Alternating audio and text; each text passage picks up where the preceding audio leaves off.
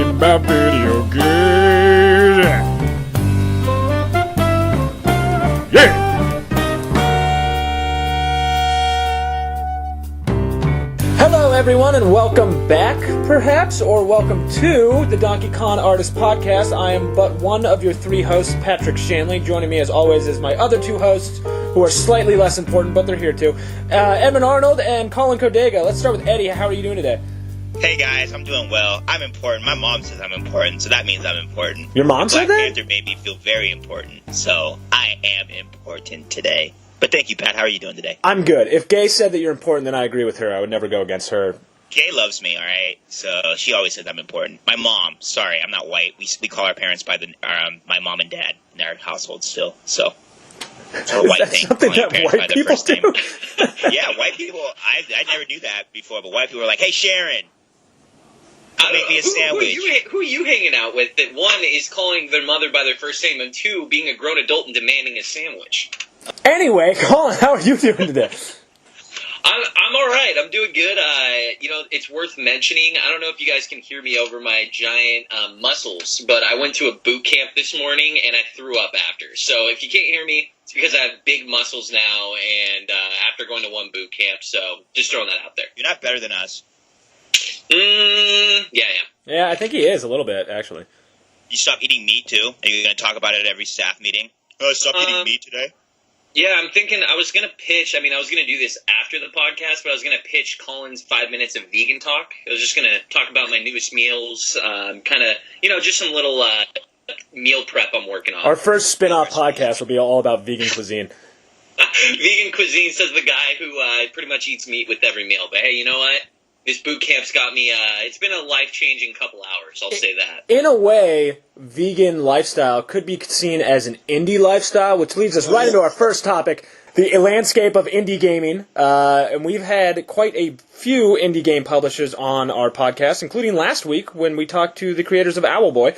Indie gaming is something that has at this point, there are enough indie games to say that it actually challenges like AAA titles just from the sheer volume of indie games that are coming in. But also a lot of these are resonating with people and getting a lot of mainstream action. So are they even really indie games at this point? Regardless, the indie landscape is crowded. There's a lot of indie games. And that raises a question of how do you differentiate yourself when so many of these games are coming out? And that's the million-dollar question, right?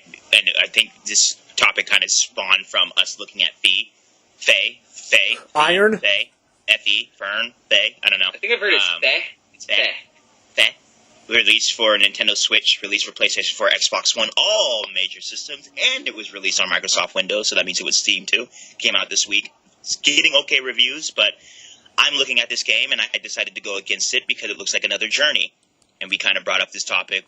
What do you need to do in order to make your indie game look different? And I played a game this weekend called Orwell, where you play as a Big Brother type agent, and you're basically supervising the citizens of the United States, the nation. And you're making sure you're monitoring their social media, you're monitoring their cell phone calls, you're monitoring their web history. You're basically, you're an agent in the Patriot Act. And I really enjoyed that game. It had its own style. Everything was through the computer, mouse and click. You had to pick out different types of information, drag it over to your handler. He picks up the information, and based on the information you provide, he decides on whether to act. He decides on what type of action he should take. So it's a big time choices matter, kind of like a Telltale game. That is like an indie game that I've never played before. It was very immersive. I saw myself in it. When I stepped away from it yesterday, I kept thinking about it. I made a decision midway during the game. I don't want to spoil anything, but something happens. It could go either way, and it really affected me. And even the ending choice of this game, it really affected me. Do I want to basically keep my job in this government agency? Do I want to keep this program going, which by the end of this game actually made me kind of support the Patriot Act because crime was going down. But, there's a lot of black and white. So in that regard, that is what I want to see from an indie game. It taking its own kind of genre, being original with it, having its own little art style. This game didn't have a major art style, but its style fit to what you were doing.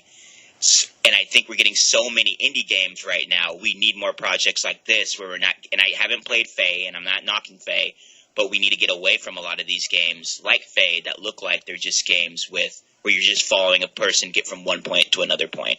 And I don't know what you guys think about that. Yeah, I mean, it's getting really difficult for these studios to differentiate themselves. This conversation was sparked by us reading in a review. Like, the first line is it said about Faye was that it's Journey-esque, and I think it's a really tough job for these studios that usually you have people that are wearing multiple hats in the development cycle. Someone who may be a programmer or a developer or the studio head and like lead, they still have to work other jobs like marketing, promotions. They have to get the word out about the game. So I think it's really difficult to, one, since it is such a crowded landscape, to really show that you're doing something different. But I also see why some of these studios may want to kind of box themselves in saying, hey, we're just like Journey, because if I'm a more casual gamer, I don't pay attention to every single indie game coming out. If I read that in a review, I'll be like, oh, Journey, I know what that is. So I can kind of have a loose idea of this game. But at the same time, it's kind of a double-edged sword, because then for someone like me or other people, you really are like, oh, yeah, it's like Journey. I played like 8 games like that this year, on to the next one, when you could be missing something really special. So it's really complicated. It's a double-edged sword. Let me just read off a couple games that have been Journey-esque in the last couple of years. There's Abzu, which is very much like that. There's Flower, which is a little bit like that, but a little bit different, where you just play a flower. Flowers before Journey, sorry. Sure, whatever. I mean, I'm just saying, sorry, Journey-esque, I guess, is just sort of like, it's like a Souls-like game. You know, it's like... Or just like Metroidvania. That's a new one I'm hearing all the time, where it's very much like the classic Castlevania, Metroid style 2D platform. Right, which is another one that's just everywhere right now, including, actually, Owlboy from last week that we talked about. It seems that there's 2 different styles, right? All of these are either platformers as an indie game, or you're going to be one of these Journey-esque games, and it's very rare to find something that is not one of those 2 as an indie game, or some variation of those things. It's sort of like in music, if one style becomes popular, then everyone starts incorporating that style into their songs to try and like cash in on this new trendy thing. And it seems to be happening a lot in indie games. I'm not saying it's not also happening in AAA games. I'm just saying there's so much creativity happening, but it seems to be happening in a box, whereas it's very rare to find somebody who's breaking outside of that box. Yeah, I mean, it's just like Telltale. Like, when they were able to kind of revitalize the whole... I don't even know, Eddie, what's the style of Telltale? Like, what would you say? Choices, like heavy choose your own adventure, kind of. Yeah, and that with The Walking Dead really re-sparked a lot of interest in that, because before Telltale came out with Walking Dead, they had Back to the Future, Jurassic Park, which actually just got destroyed review-wise. And but with that, you're seeing a lot more also, another one of those boxes where it's the Telltale style. Maybe you'll have a little bit of watch, and then you have like the Firewatch. I would say you could almost bucket these indie games for the most part in maybe 5 to 10 different separate buckets of game type. And yeah, it's getting a lot harder for, gamers to really figure it out. And the sad thing is only so many of these games are going to get reviewed by major outlets. So you're kind of limited just based on reviews and whatnot, unless you really want to do a lot of research. And at the end of the day, I'm working a long day. The last thing I want to do is spend an hour, 2 hours trying to sort through what the new game's coming out. So that's why it's easier to stick to these AAA titles, because it's easier to know what you're going to get in the finished product. I don't know about that, though, because you guys are coming from the vein, and I got to disagree with both of you here. You guys are coming from the vein that's like all these indie games are like so similar that you really can't tell. And I could be wrong. I could be taking your arguments wrong. But it sounds like you guys are saying these indie games are so similar that there's really no point of like playing all of them. But a lot of these indie games, a lot of these platformers, they're doing something very differently. Like Owlboy, the way that you pick up your power-ups in regard to it, any other platformers was so different as opposed to like a Super Meat Boy type platformer. Like a Celeste platformer is so different than you playing like a Nidhogg type platformer. Nidhogg, that's probably a bad example because that's more of an arena style game. But I think that you guys are looking at these indie games from a broad scope, and I think if you look at them more individually, you'll find out that a lot of these games have a minor gameplay mechanic in it that kind of set to the side from a lot of these games, and it's doing something kind of revolutionary that a lot of these AAA titles end up taking from them in the long run. Well, let me latch on to just one word you said in there, and you said it's minor gameplay things in there, and that's my problem here, is that they are minor. It's just a little tweak on each one, and if me, as a consumer, why would I bother, even with these games that are only $10, $15, less than $10, why would I bother? If I've already played one, what is the difference of me playing another one if there's just a minor tweak to the gameplay? Frankly, I mean, like, I can live the rest of my life not having played Owlboy, and it wouldn't matter at all. I could live the rest of my life... Yeah, it doesn't matter. I mean, what about Super Meat Boy was so much different than something that wasn't already done by Nintendo and Mario 30 years before? It's not that much different. Nothing they did reinvented the wheel. Nothing about it was that revolutionary. It was just a minor tweak on a system that was already made 30 years ago. Well, I think they just streamlined that a little bit more. You know, if you died in Mario a couple times, you had to go all the way back to the front. Super Meat Boy did a remarkable thing that where you died, you just went back to the front stage. And Super Meat Boy to me was more about like motor memory. It's just like, how do I hit this jump at the right time to hit A, to go up, you know, double jump to hit it to another platform that I couldn't reach previously. Like, that was something that Mario could never do. So I think that these indie games, and a lot of times they don't have a lot of the money to make the major gameplay choices that you want to see, or the gameplay mechanics that you want to see, so they have to do these minor things. And I think it's unfair for us to say, like, oh, I'm not going to play this $10 indie game because it looks so much similar to something I've seen before, because you would miss out on a lot of great titles if you did that. Like Terraria, for example, one of the biggest games that came out in 2011, in my opinion. That game took a lot from Minecraft, and if you were looking at that from that vein, a lot of people would miss out on Terraria, where Terraria was doing something remarkable with its boss battles, something remarkable with the way it was creating different worlds when you populated it. So I think you have to be very careful when you're painting indie games with a broad brush like that. No, and I agree. It's very, very broad brush, but I think also one thing to call out is you are a PC gamer, Eddie, and so you get these indie. Yeah, you play PCs like a nerd, and all of us simple console folk don't understand. No, but you can get these indie games also on Steam about anywhere from 6 months to 2 years before they make it to consoles. So usually these larger studios or other indie developers that are quicker to get on consoles, they can take those ideas, because the game's been out so long, and put it on a game that's going to come to console, and they'll beat them to the punch for people like Pat and I that don't PC game. So I think that's another layer to it as well, that kind of laughs. Now, not saying every indie game doesn't go straight to console, and like you said, Terraria, fantastic game, loved it. But yeah, I think there is that slight delay. I think you're able to be ahead of the curve if you are a PC gamer. And I just don't want to sink the money into a gaming PC, so that kind of leads to a delay there. Yeah, well, let's also, I mean, if we're going to talk about broad brushes, Picassos, then let's also say that indie games are not, there's not just one type of indie developer. There's indie games of people who are making their first games, but then there's also, and this is happening a lot more often, we'll see people who worked on AAA titles who are now branching off and making their own indie studios. Right. Those people do not get the benefit of like, well, you know, they're just doing this for the first time, blah, blah, blah. They're not. These are people who have been doing this for a very long time. There are people who are at the top of their industry, and why am I not judging them the same way I would a AAA title? Because they don't have the same resources that this AAA title has. A lot of times they're leaving these big studios and they don't have the same team that they had before. A lot of times they're doing it by themselves, so they have a completely different team, and they're starting from the ground up. In the same regards, it's just like if you were like working for a big conglomerate and you wanted like a, I don't know, Olive Garden. That's a bad example, and you wanted to break out and do like your own like Italian food truck. It's the same thing.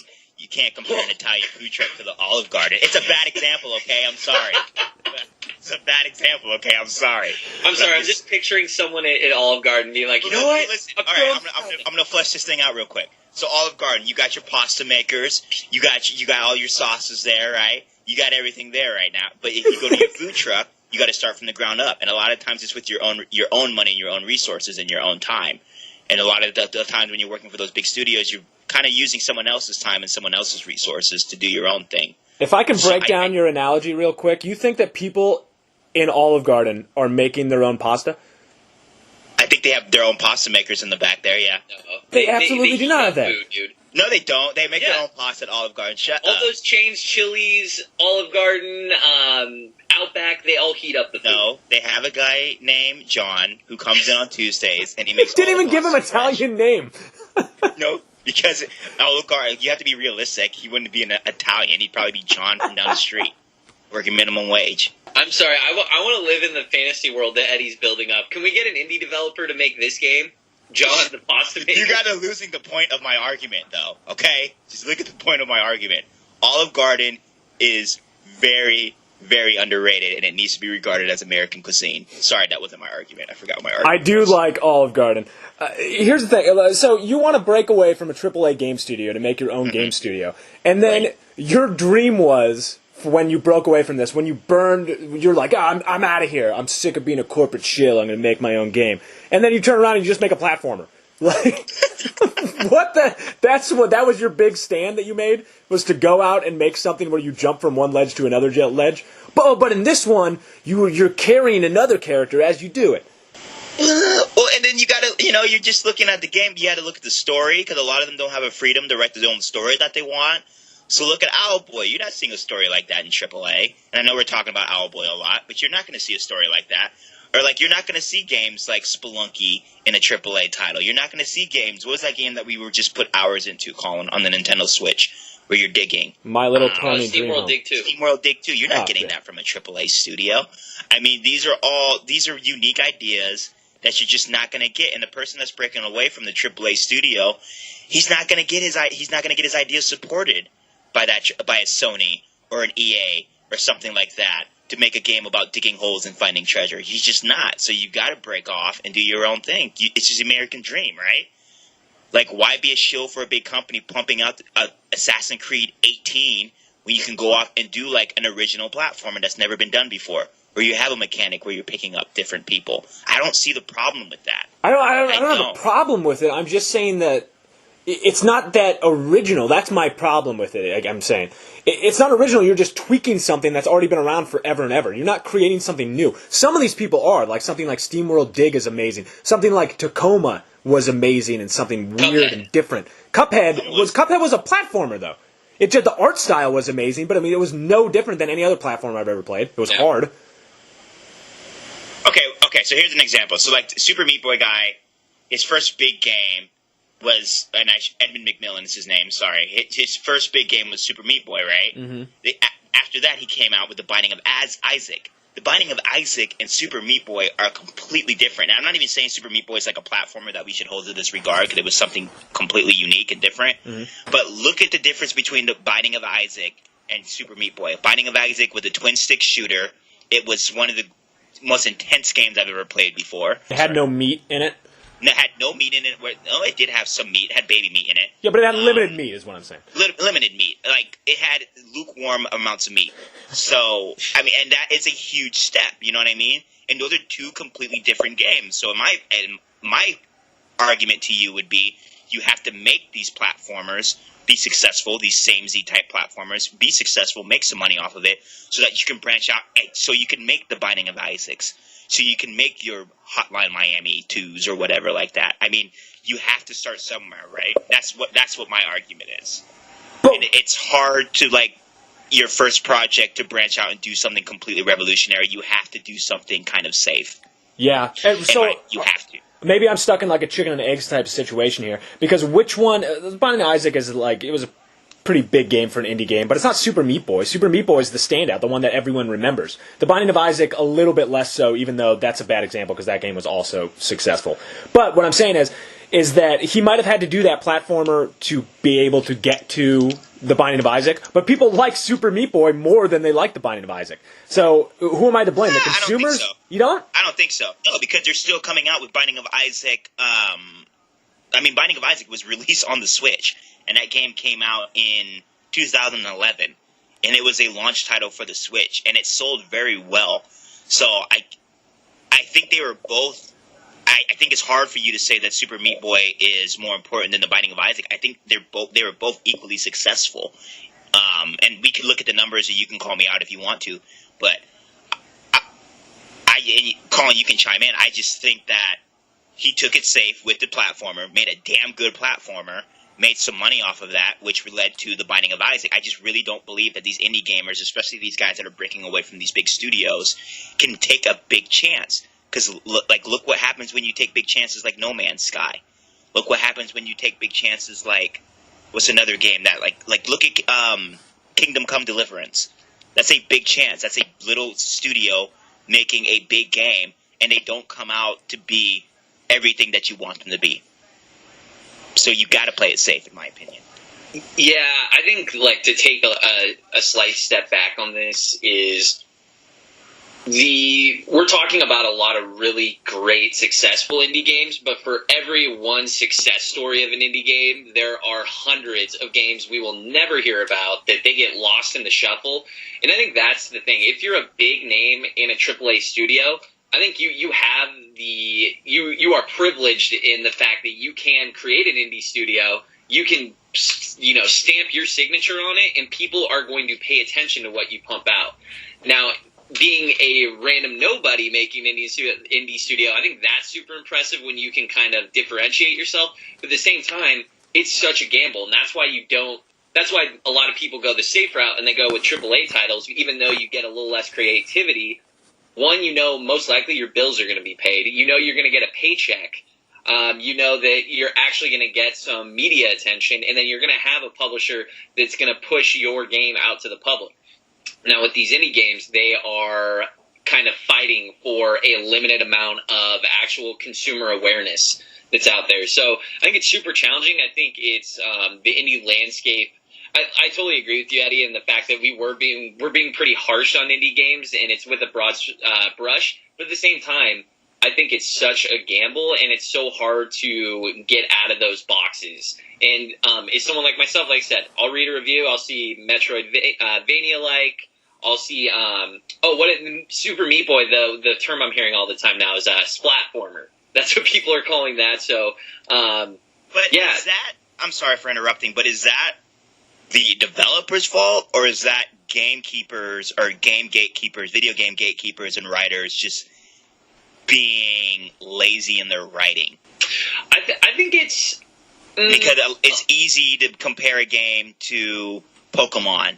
It's easy to compare a game to Metroid. It's easy to do this, and it seemed like we get a lot of that, to the point where like even games were like Monster Hunter, they were comparing to like Destiny, and they were comparing to Shadow, or what is that game called? Demon Souls and things like that. But really, it's not. See, I think there are some similar. I think it's just like anything. Like, you hear it's like with movie titles or music genres. It's like, movies. There's like a shoot 'em up genre. Like I could call John Wick that, but I could also fit John Wick into other boxes. I think it's just easy for.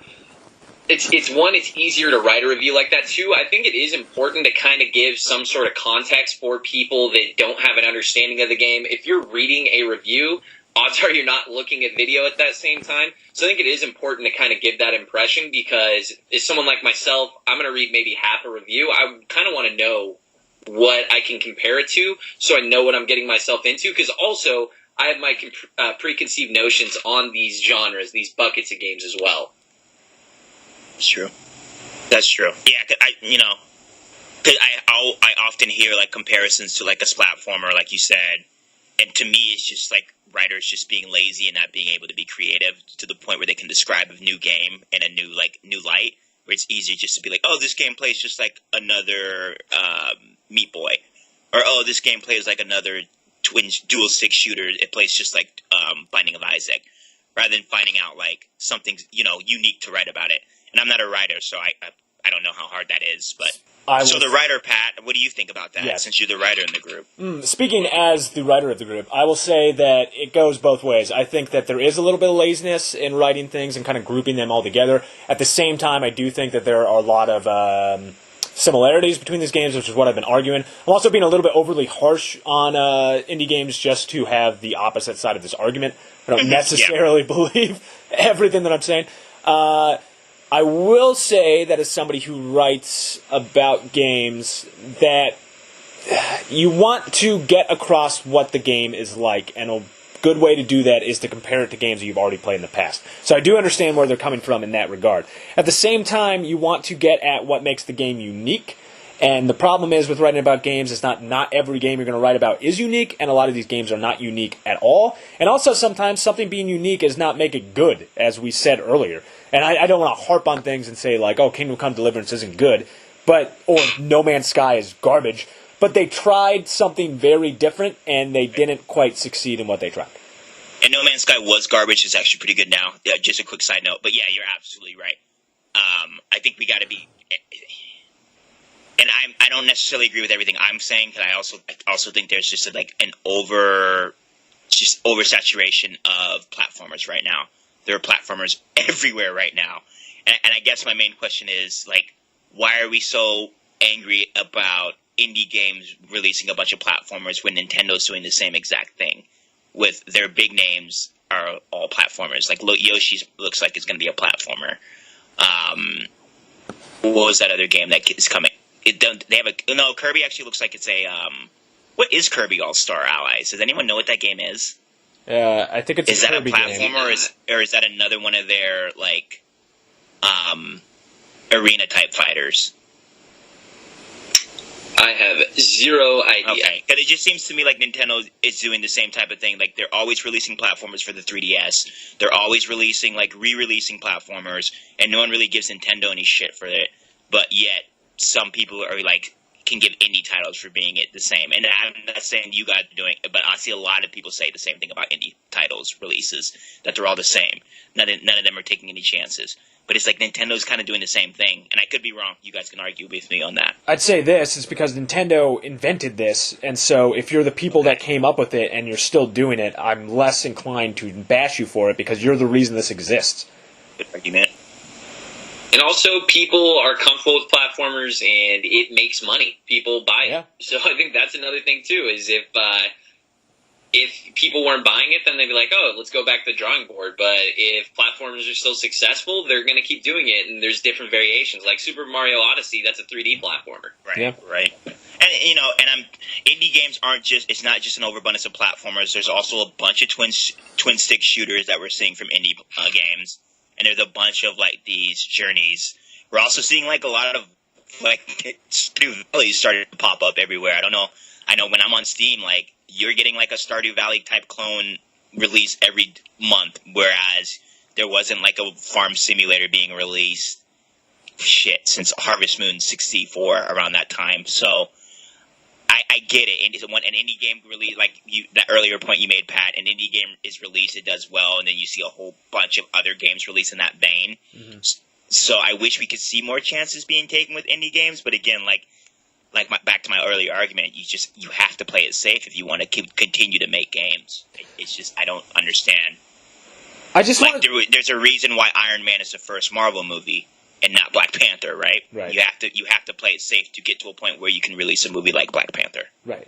I guess my main point is the thing that I actually do believe is that there is a lot of creativity in indie games, and we do see a lot of innovative stuff coming from indie games, even though the majority of them are just copycat. One hits it big, so everybody else starts making the same game. But then one comes along and revolutionizes it. I'm just sick of hearing that indie games are oh, that's where all the real creativity is in indie games. When we have a year where something like Horizon Zero Dawn comes out, and Zelda Breath of the Wild, and Super Mario Odyssey, let's not act like AAA titles are just like these corporate companies. I mean, even if they are, they're still creating incredible pieces of art in these games. So I just don't to think that indie games are the only place where innovation is happening, because that is absolutely not true, and it works the other way too. The indie game landscape is absolutely pushed AAA developers. I think they can coexist, and I think they actually hold each other slightly accountable. Mm-hmm. Where if you start seeing indie games that are trying new things, and like I said, with that delay of having PC indie games that maybe take a year or two to get over to console, the AAA developers, they're going to go and take a lot of the great ideas there. So I think, and then vice versa, I think if a AAA game comes up with something cool, indie games are going to steal some of those little mechanics, to take into their game, because at the end of the day, developers are always trying to put in features that people like, that are popular because they want people to play their game. So I think it's a good thing that the rise of the indie game has been great, because I think it's pushed AAA developers to kind of rethink about their tactics for the most part. You know what people must really love is loot boxes because they keep putting them into every freaking game. And yay, another conversation about loot boxes. But can we talk a little bit about what's going on with Metal Gear Survive and the craziness that is going on with their microtransactions?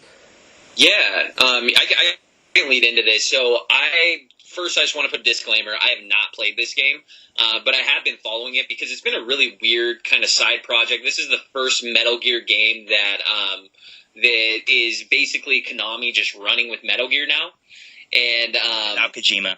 Yeah, Kojima's not with them anymore while he's working on Death Stranding. Also, shout out, Troy Baker just signed on to be on Death Stranding, so I'm even more hyped for that game. But Metal Gear is basically what they did is they went with a $40 price point, and it's a survival game set within the Metal Gear universe. And instead of charging the full $60, to me it seems like they went with a $40 price point, and then they threw in a bunch of gross microtransactions. So you actually have to pay $10 to create a new save file. So that is disgusting. That is awful. No. You're absolutely right to be outraged, where if you want to start a new file but don't have money to do so and you already forked up $40, you have to delete your save file and start a new one or give them $10. That is disgusting. Oh, that is the grossest thing I've ever heard in a video game. Yep, and also I'm looking on here, and it seems like you start off with maybe 3 to 4 loadouts where you can customize what your gear is for your character. And then to unlock the loadout 5 through 8 on the menu, it's about 300 currency points, which that's a little under, I would say that's about like $3.50 to $4. So basically, in my opinion, it seems like Konami said, hey, let's charge $40. It's going to be, that price point is going to bring in a lot of gamers that may have not bought it at $60. And then let's just hit them with microtransactions because they know in the long run there's going to be those whales that are going to pump more money, and this is going to be more financially lucrative for Konami to go with this lower price point and make money off microtransactions. Yeah, it just reminds me of like a amusement park mentality where it's like it costs this much to get in, but then once you're in, everything's going to cost you money once you're there. You're not buying a full product, you're buying entry into like a land. Does that kind of make it okay, though? No. 'Cause I'm on the fence that kind of makes it okay. If you bump the game down to like $30, $20, but then you have the DLC crap on it. I'm still not going to buy it, but doesn't that kind of justify it if you rather than releasing a full price game and then adding the DLC to it? But it's not advertised that way. It doesn't say that on the box. Yeah, that's true. That's but my it's Konami, issue. so and I know a lot of casual gamers aren't going to know Konami for what Konami does, but Konami has been getting into the gambling realm for a long time. They have been slowly moving into Nevada for a long time. I don't know if you guys have seen it, but when I go into the casinos at home, there is I've seen a Silent Hill slot machine, and I know that they have been going along the ways of making pachinko machines as well for Japan. But I know that I've seen a lot of skill-based type gambling machines pop up, even in like Little Reno, Nevada casinos. So I get why they're going in this route. They're all about making money right now. They don't really care about entertaining the gamer right now. And I think we've kind of seen that from Konami over the last maybe 5 years. What does it say that a company that is making actual literal slot machines is starting to implement those practices into their video games? How long ago did they introduce slot machines? I believe they started doing slot machines. I think it was close to 5 to 7 years ago, man. Because I know we've started seeing more cabinets in. I know for Peppermill, for example, I've seen a lot of cabinets at the Peppermill, and I've seen things from like Silent Hill to I think they had a Metal Gear Solid one time. And those are the ones that I recognize. I think I've seen that they've had Castlevania slot machines in places. They have other types of slot machines that don't go by their popular names. So, for example, they have the Wild Aztec machines, the Action Stack 7 machines. So they have a lot more cabinets that you're seeing around Nevada. And I even remember reading an article that when they applauded Nevada a couple years back for some big movement they made so that it'd be easier for them to get their slot machines in the casinos. They've been doing it for a while, and it's been a 5-year process, and even with the pachinko machines, we've seen it. So Konami's not about making games to entertain you. Konami's about making money. just know that when you go buy a Konami game, you're probably going to be gambling. Well, yeah, and it's those pachinko parlors in Japan are huge money, where it's kind of a blend of a casino and an arcade, because the arcade scene is still really big in Japan. But it's a complete blend of the two, and I think my assumption is Konami's like, gambling is illegal in some parts of the U.S. Now, maybe the arcade scene in the U.S. isn't good, but we can kind of blend the two, and maybe, we can pitch it to casinos as well as, like, hey, you're going to attract new clientele from this, because this is targeting a different demographic, and also the people that are already in there to gamble are just going to see a new machine and want to put money into it. Yeah, so from a business standpoint, I mean, like, why not? What I'm wondering is so Hideo Kojima left Konami in 2015, right? After, almost 30 years with that company? He left, and he was their marquee name. We don't know the exact specifics of why he left, but do you think that any of this had to do with it? It makes me wonder about if Death Stranding comes out, if it ever comes out, whenever it comes out. Do you think this does not seem like a game that they would put microtransactions into? It does not seem like something that would happen. I wonder if this type of industry shift is what caused people who are actual artists, the artists that work on these things, you would think that they want to distance themselves from practice. And this is just speculation, but Pat, let's just say you and I have had some business partnership for 30 years. Uh-huh. And let's say that you've had the freedom to create whatever you wanted to create. You've been creating the craziest video games we've ever seen. None of them even make any sense, but we've just given you the freedom. You made a whole bunch of money and all that stuff. Yeah, you're a waffle and you only eat pancakes. Yeah, that's it. I come in, I'm like, hey, how's the game look? It looks good. Okay, good. All right, I'm gone. Now, let's go 25 years later. I'm starting to come in and I'm just like, hey, man, we need to make some more money off your game. And I'm like, Waffle Boy is already a huge hit. You make these good, huge, but hey, maybe we should add maybe $10 extra for a save slot. What do you think about that? What is your reaction going to be? Well, you're for the gamers. I'm from the business. There's going to be some type of fallout. Yeah, because Waffle Boy is my baby. But I do understand your point, and the point is that I'm a creator. I do not want some interference into things to stop people from playing my piece of art that I created. Or just feeling overall like, if you actually have a passion for video games, you're going to feel gross about it. And this is me being speculative here, but they took off Kojima's name off from Metal Gear 5. And he directed it. He left before the game was actually shipped, and they didn't put his name on the box.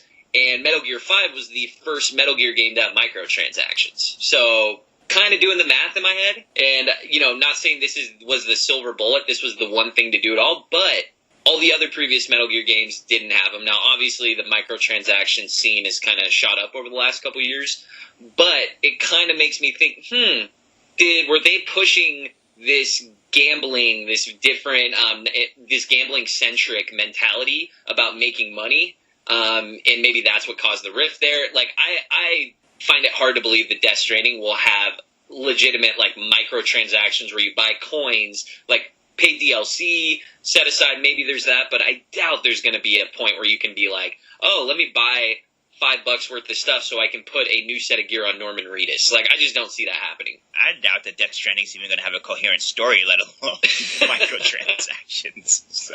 I don't know why you're so confused about that game with the baby in the throat. I don't know. It's like anything you've never seen before. So you mean the last baby alive? So that's why Norman Reedus has to hide it in his chest. Makes sense to me. It's science, right? I feel like we could do a spoiler, we could do a prediction podcast just on what, coming up with the storyline for Death Stranding, because that thing, I feel like you can just come up with any idea or storyline in your head based on what we've seen so far. You don't even have to make a real sentence, just say random words. You can't be that far off.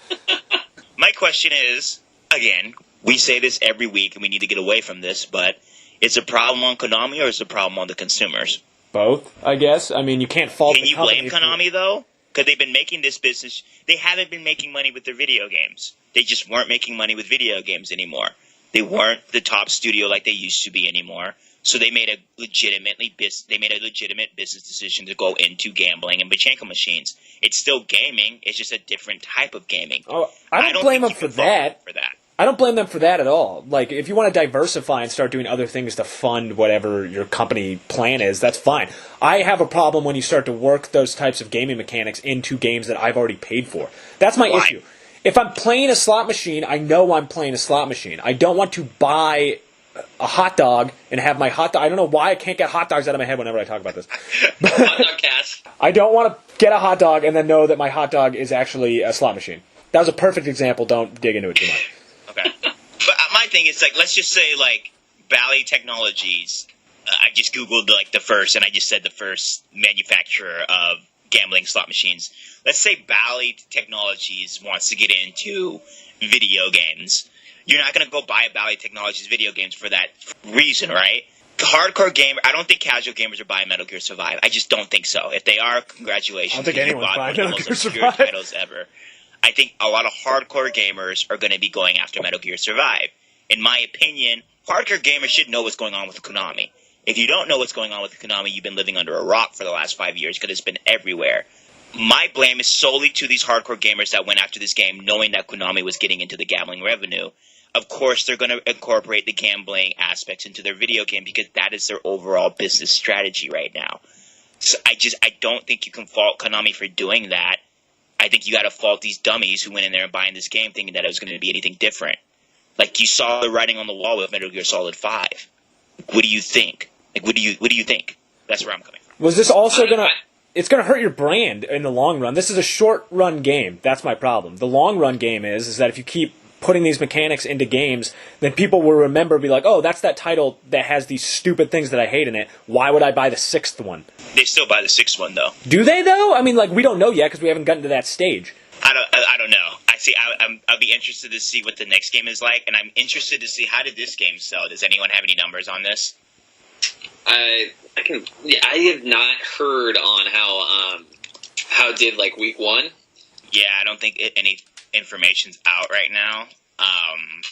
So I don't think any information's out right now. But yeah, I don't know. I don't know how well it did. I haven't heard anyone talk about it. I haven't heard it really, like, it hasn't been burning up anything. Like, the same way that Kingdom Come Deliverance came out and you saw everyone really talking about it, or the same way that Monster Hunter came out, you saw everyone talking about it. I haven't really seen anyone really talk about Metal Gear Survive. So I'm going to be interested to see how this shapes Konami's market in the future, because a lot of these gaming gatekeepers knew what was coming, right? They knew that Konami was getting into the gambling realm, and they knew that this game was probably going to be heavily influenced by those gambling mechanics. So I think a lot of people knew what was coming, and I think that's why we haven't seen this game like blow up the charts or anything. So I don't know. Will people buy Metal Gear Solid 6? I don't know. I have no idea. It depends on... People are dumb, Pat. We talk about this all the time. People are dumb, and I think if it has a really good trailer and it's very violent, people are still going to buy it regardless. Maybe. Well, plus, I like, there's just something kind of slimy about this game too, because they were not advertising this for the most part. It did not get the usual push of marketing that Konami typically does, and especially from a AAA developer. So that's the one thing that's kind of weird to me too. It almost seems like they're like, hey, we're going to slap on Metal Gear on this. And also the Fox engine, that's what they basically built for Metal Gear 5. I think they just sunk so much money into that. Like, Konami's like execs are just like, hey, we're going to use this again, and you're going to make another game again because we need money. And one thing to throw out as well is, I know we're making it seem like Konami has not been making money. They've been making money. They just want to make more money. They haven't been making money off of games, though. See, that they're still there. They have their company as a whole makes money. It's just all about maximizing their profits for their shareholders. Like, that's what it comes down to. Absolutely, but I think they're making a bulk of their money from these gambling and pachinko machines. Because I think the Bombcast reported that as soon as they started incorporating pachinko machines into those Japan parlors, their revenue exploded. And I think that's a reason why we haven't seen a lot of advertisement for this Metal Gear Survive, because they're not making any money from games anymore. So why put money into an advertisement? I think they just pumped. I honestly believe this will be one of their last games. I don't think we'll see a lot of video games coming from Konami anymore, because I think they're making so much money from pachinko and gambling and slot machines that you're just going to focus all their effort on that. And I think the fact that we've seen like no advertising from this game, there's been no like really media buzz around it. I think these are all like just warning signs that Konami may be leaving the video game industry. They're still going to be in the gaming industry, just not in the video game industry. That's fine. I mean, I don't have any issue with that. Like, I don't mind a company wanting to make more money for their shareholders. Why wouldn't they do that? If I was a shareholder, I would damn sure want that company to do that. The only problem I have is that if you start putting mechanics into a game that you don't tell people that you're putting in there. That's the issue that people have. I also think this is across the board, and this is why people are upset about loot boxes and all this crap. It's because you're not being straightforward. If you want to put that stuff in your game, then put it on the box of the game that I'm buying. Do not hide these things. Do not be ashamed of them. Do not be shady about it. If you're going to put it in there, then put it in there. I can't stop you from doing that. You're trying to squeeze more money out of it. I get it. But you cannot lie to a customer or try to hide things from them. Yeah, and there's going to be, I don't have statistics on this. I don't have actual numbers, but there's going to be large video game studios somehow, some way are going to lobby to make sure they don't have to put the percentage on loot box. Like, can you imagine if someone pulled open a game and like the laws in China and they saw that the one piece of gear they want to get for the loot box that costs $3 to $5 to open up is actually 0.00002% chance of landing that? People aren't going to spend as much money on this stuff. Right. So they are going to fight tooth and nail to make sure they don't have to give that information away. Because once they do, then that means they're going to make less money, and then they're going to think about the next shady thing they can do to make more money to maximize their shareholder profits. That's what's bogus about it to me. That's what's lame. You cannot charge me something and then hide things in it to make me gamble. That's what I don't. I'm buying it from you. I'm already a consumer. I bought it from you. I own it.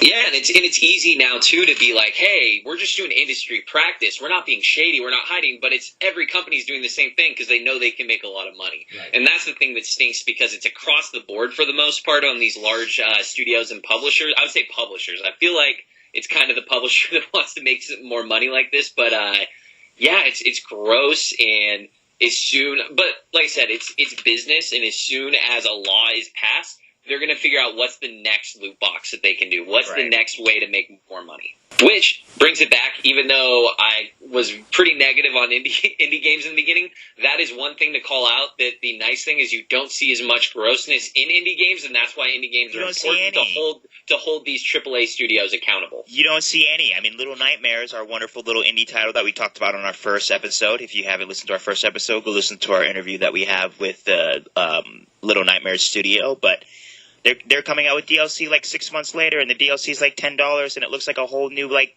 brand new story added to the game. So these indie titles, we bash them a lot because, they're so samey, but they're not nickeling and diming us, and they're not putting out the same title every year and then asking to nickel and dime us that way, like Call of Duties and the Battlefronts and the Battlefields and the Maddens and the NBA 2Ks. I mean, we have to applaud the indie titles for doing that. But then again, if they could do it, they probably would.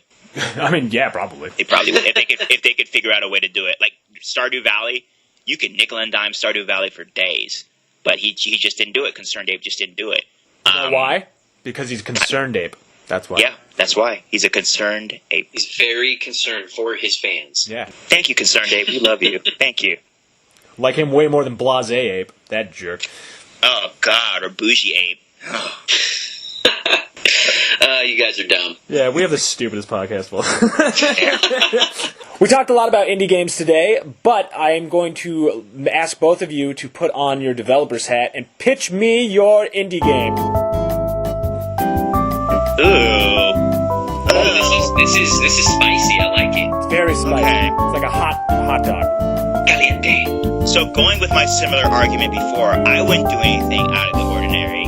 I would want a very simple game so I can make a bunch of money to make my new game. So I love base builders. I'm a huge fan of base builders. I'm a huge fan of simulation, like city type simulation games. So I would like to see like a Minecraft type game where you create a player, you get to create a player, you get to choose what they look like, you get to choose their background, where they're from, and you like land on an island or you land on this remote planet, and basically you have to build up a town, a city. There are different tribes around the area that you have to go out and recruit. You have to recruit them in different ways, maybe going out, do like different type of fetch missions, or maybe completing different types of areas, clearing out an area for them so that they can come and join your party. But basically you can set up like trade routes with them. You could ask for their members to come join you. But basically it's like a base building type game where it's also an RPG where you're building up skills. You are exploring the world. you are it's like a farm type game too, where you're doing farm management like Stardew Valley. So something like that.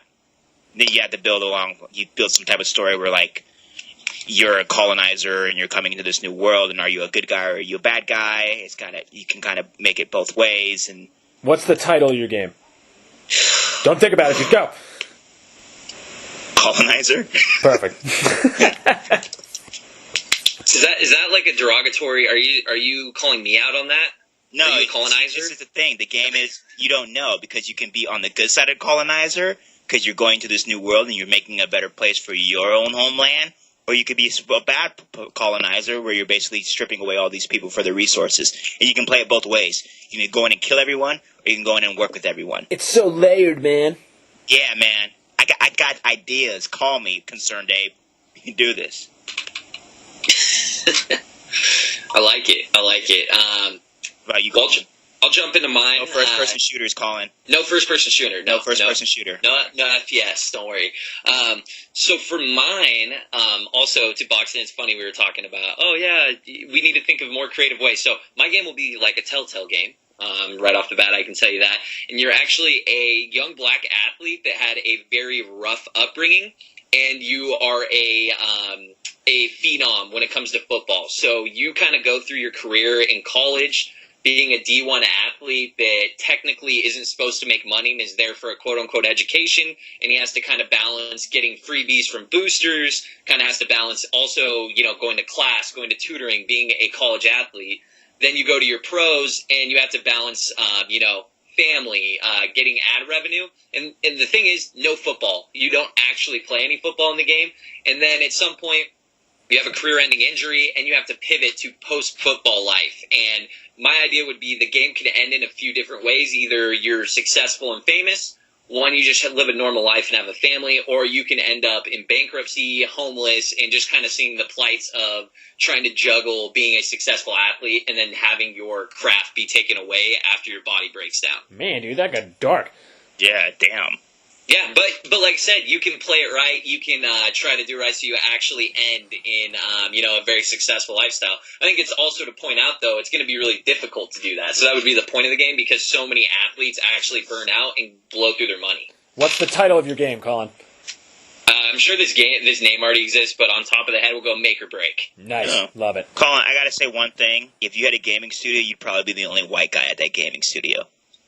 You probably wouldn't hire any white guys. That's the sad thing about it. But he'd still be the boss, wouldn't he? Somebody's a racist, aren't you, Collin? Yeah, Collin racist. Hey, we all know I'd never be a boss. I'm not that smart. That's true. I want to work for you, that's for sure. Yeah, that's true. I wouldn't want to work for myself either. All right. I'd work for you, dude. Aw. Yeah. All right, Pat, your turn. All right, break out your wallets, investors, because I have $1 million idea right now. No Final Fantasy. I was just going to pitch a remake of Final Fantasy VII, but since that's already happening, or so I'm told, I'm going to do a game, and it's a little bit different than Diner Dash, which was a great game. But since I worked in restaurants for such a long time, this game, you are a waiter who is trying to be anything other than a waiter, like every single other waiter on the planet. And you have to deal with horrible customers all the time. And so instead of like Diner Dash where you're trying to get people their food as fast as possible, this game is about what you do to horrible customers' food. And so you get to choose between, either spitting in it, farting on it, a whole bunch of other horrible things you would do to somebody's food. And then it's sort of like a stealth game where you try and sneak doing that. And if you get caught, then it turns into like Street Fighter and you go in the back alley and you have to fight the customer hand to hand. Ooh, this is a Steam game. If this was $10, I'd buy it. This is a Steam game. You need to call someone right away. You can make this in a week and it'll be on Steam by tomorrow or by next week. That's a good game. I could also see some big stereotypical fat Italian guy, and I'm Italian by the way, but big fat Italian guy with the mustache that's the head chef, and you have to sneak around him too because he's quality control. And he's like, oh, you can't get the bust out to them that quick. That's the worst Italian accent I've ever heard in my life. Like I said, I'm Italian, and it was the best Italian accent. Also, I love how when you talk about a cultural group now, you have to say, hey, I'm part of this cultural group. I can talk about them. You should have just gone with John the pasta maker, and then you wouldn't have to worry about it. Oh, yeah. I didn't make up an Italian name. That's why I didn't make up an Italian name. See, Eddie gets it. Luigi the pasta maker. Really quick question. Best indie game off the top of your head, go Pat. Ever? Ever. Your favorite you've ever played. I don't even know how to answer that. Oh my god, that's hard. This is terrible. What's the Trials game with the motorcycle? Ooh, that's a good one. Trials? Yeah, Trials. I think it's just called Trials. That's a good one, though. Yeah. I did not expect you to go with that. Yeah, well, Trials like keep you on your toes. Yeah, released in 2014. Great game. Colin, what about yourself? You're such a Ubisoft stan, Pat. Oh my god. You love Ubisoft. They give me stuff. You love Ubisoft. Oh, that's true. All right, Colin, I cheated. I gave you some time to think. And I'm really struggling picking a favorite, but the one of the biggest experiences that comes to mind that really stuck with me was Firewatch. Oh yeah, that was a good one too. That was a good. That game was was on layers on layers and layers. Stop stalling, Eddie. Give your own answer. Stardew Valley. Wow. All right. Yeah, Stardew Valley by far. Can't go against Stardew Valley. Pretty great game. Speaking of, we should get Concerned Ape on Concerned. Concerned. I want Concerned Ape on the podcast. God, I can't even talk. It's because I have Donkey Kong artists on the mind, because that's how brand loyal I am. That's why I want to thank each and every one of you for tuning in this week and listening to our wonderful podcast. We love you very much. If you haven't already, you can find us online at Twitter. You can find us on Facebook, and we are now on YouTube. And we have our own website, DonkeyKongArtist.com, where you can reach out and contact us if you'd like. We are doing giveaways. We are doing fun chats back and forth. We're your friend. We're your big internet friend. Also, if you want to trash us on our indie game talk today, please send us an email. I would love to have a follow-up conversation on some people talking trash to me and Pat about our indie game talk today. So please reach out. Bring it on. You can comment on our website, DonkeyKongArtist.com. You can comment on you can tweet us. You can find us on Instagram now, Donkey Kong Artist. We have an Instagram where we'll also post our podcast, and look forward to more updates. We are forming a little team behind us. We'll be able to maybe weekly updates, something like that. But our website should start jumping off pretty soon. So stay tuned, and thank you all for your support. We really, really appreciate it. Thank you very much, everyone, except for Kyle. Not a fan of you. All Kyles. Just, you know who you are, Kyle. Every single Kyle out there. This is the No Kyles podcast. And pitch is your favorite indie game, and the winner gets nothing. Yeah, we'll do a giveaway. We don't know what prizes. Pitch us your favorite indie game. I'll give you a prize. We have prizes? Yeah, I have prizes. Oh, we have prizes. Yeah, pitch us your favorite indie game, or pitch us an indie game original. We'll send you a prize. And then we'll steal your idea. Yeah. Oh, no, I steal idea. I'm just telling you that now. I'm a colonizer. Yeah. I will steal your idea.